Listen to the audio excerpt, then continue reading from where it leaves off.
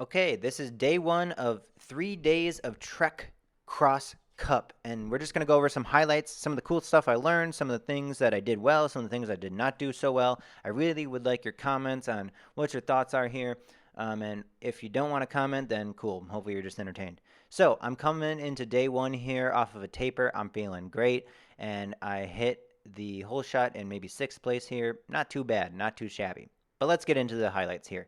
I think the big takeaway here was that I really need to practice my remounts. A lot of these remounts were uphill, so they were difficult anyways, but I lose a lot of time. So here we are, lap one, in a lot of traffic. You can see there's some crashes, there's some traffic that I need to avoid. Those are fun, but I start to get out of that pretty early because I am pretty far up ahead. But again, you can see here, look at my remounts. They almost look like in slow motion watching this back after the race, and it was kind of embarrassing. But there's some sections that I did pretty well. So my strength here on this back section was a really long power section. I hit it pretty hard. I didn't let up, and I made back a lot of time. There's other laps that we're going to show you that basically this back section saved me because the rest of the course was short. It was punchy. There's a lot of turns, technical issues. So I think that was, I'm getting better at line choices, but, that didn't necessarily play to my strengths. So I needed to make up time where I could. This section here, there's kind of deceptive. So there's a little bit of an uphill here, and then I tended to downshift a little too early and kind of coast downhill here into these barriers when I can maybe could have continued some of that speed. I didn't go into these barriers too fast, so I don't know. But I was in a good gear, a good low gear, so that when I remounted here on this uphill, it tended to be a little bit smoother. So this section, this rut had not been carved out, and you can see in the shadow on my left-hand side there, my foot came on pedal. That rut comes into play the next couple days when it develops a little bit further. But early in this day one, there was not too much of a rut there that was easy to hit.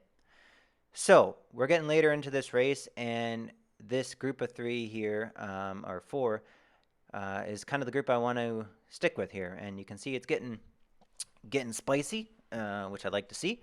And the technical section here, I'm tending to slow down, and it allows some of the gaps to open up here, and you can see here the gap continues to open.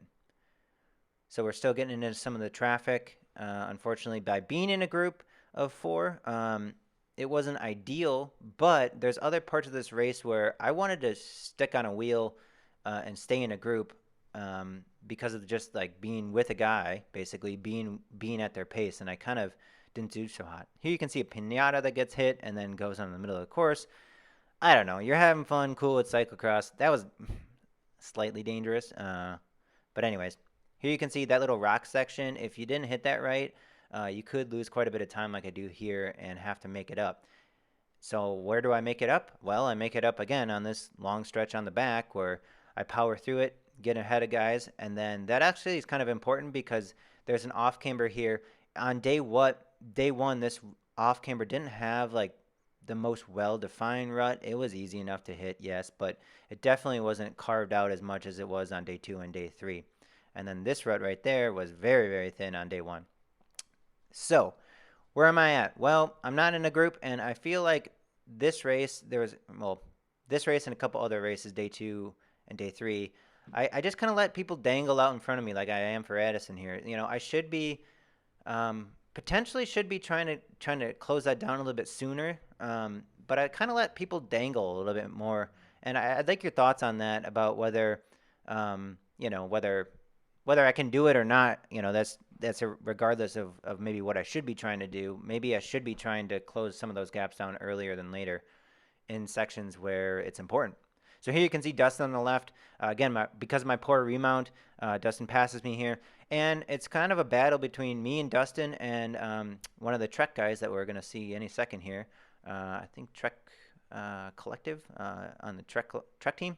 So Dustin here making up some time because of my poor remount again, and me having to pull it back again in some of these technical sections, which again, I'm not very great at. So we get back to the long back section stretch, and I lay down the power, and I catch back up to him.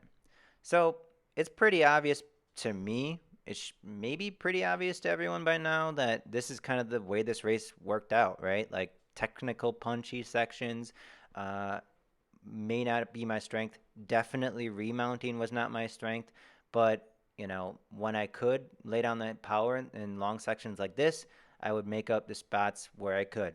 And so here we are in somewhat, not really long section, but this is the group that we end up kind of going to the line with. This Dustin in front, and then the two guys behind me going through this race. So again, what do? Well, we let Dustin sit out there a little bit longer than maybe I should and fail to pull it back. The Trek guy kind of, I maybe could have been on his wheel the whole time and help like have him pull me back, but didn't work out like that. So again, I'd like your thoughts on it.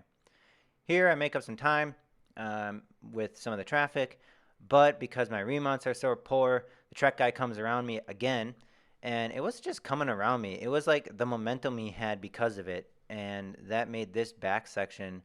He came, you know, he pulled away a little bit further than maybe I should have let him.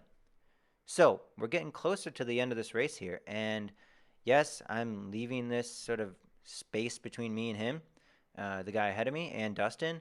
And I recognize, well, I'm back on the back section where I can make up that time again and be back where I need to be. It's the last lap. It's very important that I kind of hammer it here and get back to where I need to be. And then we're going to get to this rock section, and we're going to see how this plays out. So I kind of back where I want to be, but you can see up here in the right, there's a guy stopped. So I should be, there is a line to the left that I could have taken. I should have recognized that this guy's going to crash in the barriers, but I should have recognized that maybe should have gone to the left. That would have saved me some more time from Dustin pulling away here like he's going to. And yes, I didn't get caught up as much as the guy who crashed in the barrier, the Trek guy, which was unfortunate for him. But now Dustin is a little bit too further away. Even on this power section where I laid it down and tried to pull it back, yes, I pulled back some of that time. And yes, I kind of nailed this last lap kind of situation here. But the finishing stretch is not long enough for my sprint to really make a difference, and Dustin kind of pulled away, even though I made it somewhat close.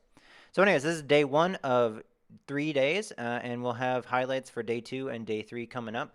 Let me know what you think, and hopefully you enjoyed. Thanks. Bye.